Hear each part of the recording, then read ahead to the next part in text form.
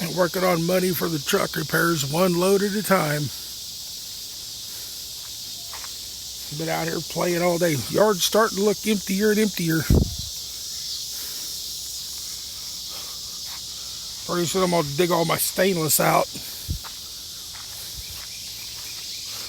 I gotta take the back off of that tomorrow. But I'm trying to work on it, get it together, get a load in.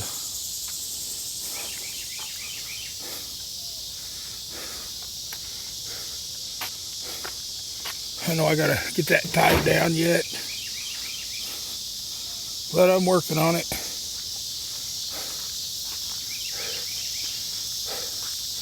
I gotta still go through the stuff over there. I still got some vacuums over there to break down and everything. Everything gets piled in front of the garage door until I can go through it. Got a few old printers and stuff to bust up, load on the truck.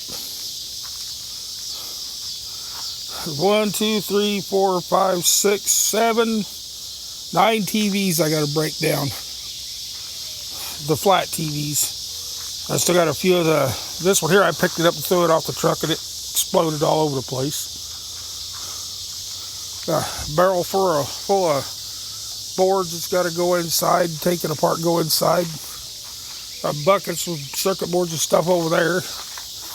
Cans, wire, plastic to get rid of. I've got a couple more pieces of stainless steel. Well, I'm trying to get this fixed. Using the junkyard to get it fixed. So I got a can in the back of here I can throw in the truck tomorrow. Odds and ends. Everything gets thrown into different places until I get ready to put it away. Put it in the pile.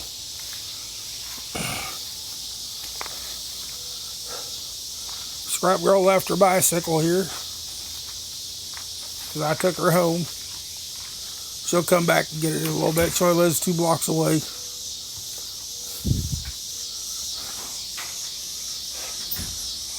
I still got stuff laying up here.